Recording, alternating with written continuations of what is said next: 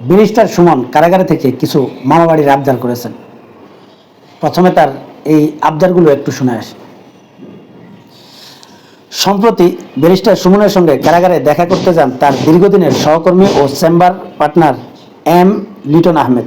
তিনি ব্যারিস্টার সুমনের সঙ্গে দেখা করে গণমাধ্যমকে জানিয়েছেন, পুরাই বদলে গেছেন ব্যারিস্টার সুমন। 5 ওয়াক্ত নামাজ পড়েন, কারাগারে ঘুম থেকে উঠেন ফজরের আজানের আগেই।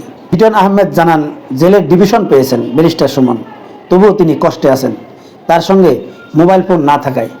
কারণ আগে সার্বক্ষণিক মোবাইলে নিজের অ্যাকাউন্টে যেতেন, এখন সেটি পুরোপুরি বন্ধ। ব্যারিস্টার সুমন তার সহকর্মী লিটনকে আরও জানান, যেদিন আদালতে তোলা হয় সেদিন মন খারাপ থাকে, কারণ তার হাতে হাতকড়া পরিয়ে কোর্টে নেওয়া হয়। সেখানে অন্য সহকর্মীদের দেখে আবেগী হয়ে পড়েন তিনি। জেল জীবনের কষ্টের কারণ, সন্ধ্যা নামার মুখেই কারা সেলে ঢুকতে হয়, খাবার খেতে হয়। এটা স্বাভাবিক জীবনে মানা কষ্টের। বাইরের খাবার তেমন একটা পান না। কারাগারে থেকে পরিবারকে অনেক মিস করেন ব্যারিস্টার সুমন, কারণ সপ্তাহে মাত্র একবার পরিবারের সঙ্গে ফোনে কথা বলার সুযোগ দেওয়া হয়। মামাবাড়ির আবদার বললাম, ব্যারিস্টার সুমন যাকে আইডল মনে করতেন, যেই নেত্রীকে তিনি সব কিছুর ঊর্ধ্বে মনে করতেন, তার নেত্রীর আমলে নিরীহ আলেমদেরকে এবং বিরোধী দলের নেতাকর্মীদেরকে কীভাবে ডান্ডা বেড়ি ভরিয়ে কারাগারে উপস্থিত করা হয়েছিল, সেটা কি ব্যারিস্টার সুমন এত তাড়াতাড়ি ভুলে গেলেন? সামান্য তার হাতে হাত করা, এটাতে নাকি তিনি আসলে খুব মন খারাপ থাকে, এবং তার সহকর্মীদেরকে আদালতে দেখলে নাকি তার আবেগ জাগ্রত হয়ে যায়। তাহলে তার নেত্রীর শাসনামলে যখন বিরোধী দলের নেতাকর্মীদেরকে ডান্ডা বেড়ি ভরিয়ে আদালতে হাজির করা হতো, নিরীহ আলেমদেরকে ডান্ডা বেড়ি ভরিয়ে আদালতে হাজির করা হতো, যখন বিবি হারুন হাতির ঝিলে নিয়ে আলেমদেরকে উলঙ্গ করে এবং তার সাথে উলঙ্গ একটা মেয়েকে জড়িয়ে ছবি তোলা হতো, তাদের হাতে সিগারেট দিয়ে তাদের ছবি উঠিয়ে তাদের সম্মানহানির চেষ্টা করা হতো, সেই সময় ব্যারিস্টার সুমনের কি আবেগ কাজ করেনি? নাকি তখন সে আবেগে ছিল আর এখন তার বিবেক খুলে গিয়েছে? আর তিনি মনে করেন সপ্তাহে তার পরিবারের সাথে মাত্র একদিন কথা বলতে দেওয়া হয় এবং তাদেরকে ডিভিশন দেওয়া হয়। এই যে নিরীহ আলেমদেরকে ধরে নিয়ে যাওয়া হয়েছিল, তাদেরকে কি ডিভিশন দিয়েছিল তার পছন্দের সরকারের আমলে এবং তার নেত্রীর আমলে?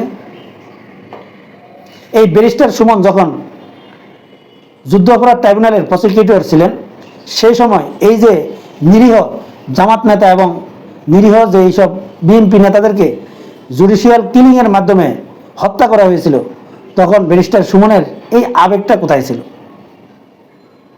আরে দেলোয়ার হোসেন সাঈদী বয়স্ক একজন লোক ছিল, তার পরিবারের সাথে মাসে কয়দিন কথা বলতে পারত?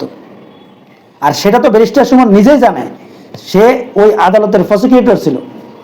তাদের সাক্ষীগুলোকে কিভাবে আসলে গুম করা হয়েছে, তাদের বিচারগুলো কিভাবে অন্যায়ভাবে করা হয়েছে এবং জোরপূর্বক কিভাবে তাদেরকে বিচারের নামে একটা প্রহসন তৈরি করা হয়েছিল, সেই সময় তো সব কিছু ব্যারিস্টার সুমন জানতেন। তখন কি ব্যারিস্টার সুমনের আবেগ কাজ করেনি?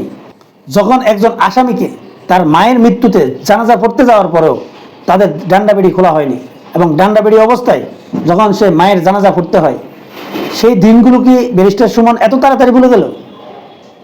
তখন ব্যারিস্টার সুমনের এই আবেগগুলো কোথায় ছিল? এখন তার হাতকড়া পরানো এবং আওয়ামী লীগের তার সহকর্মী তাদের আরেকজনকে দেখলাম, সে বলছে যে আমাদেরকে কেন হাতকড়া পরানো হচ্ছে, এটা অবশ্যই আমাদের সম্মানহানি। আরে ব্যারিস্টার সুমনের সম্মানের চাইতে কি মামুনুল হকের সম্মান কি অনেক কম? অনেক কম ছিল মামুনুল হকের সম্মান? যেসব আলেমদেরকে ধরে নিয়ে যাওয়া হয়েছে তাদের সম্মান কি অনেক কম ছিল? তখন ব্যারিস্টার সুমনের এই আবেগগুলো আসলে কোথায় ছিল? তেলবাজির একটা সীমা থাকা উচিত, এবং কথা বলার সময় অবশ্যই তার লজ্জা থাকা উচিত যে এই পাল্টা যে প্রশ্নগুলো আমি রাখলাম, এই প্রশ্নগুলোর উত্তর কি ব্যারিস্টার সুমনের কাছে আছে?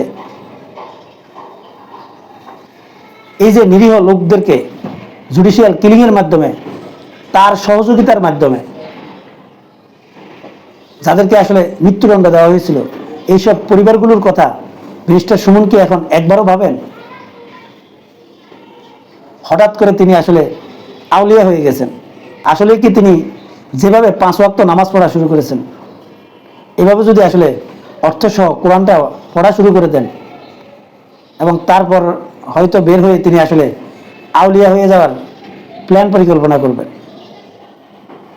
কারণ যেহেতু তিনি ফেসবুক এমপি এবং সোশ্যাল মিডিয়ায় তিনি চাটুকার অনেক বক্তব্য দিয়ে থাকেন, তারপর কি তিনি আসলে ওয়াজের ময়দানও কি দখল করবেন কিনা আমার সন্দেহ রয়েছে। এবং আওয়ামী লীগের সবচাইতে সুপরিচিত বক্তা হিসেবেও হয়তো তিনি আগামীতে উপস্থাপিত হতে পারেন। সম্মানিত দর্শক, আপনারা কি মনে করেন কমেন্টসে জানাবেন। আল্লাহ হাফেজ।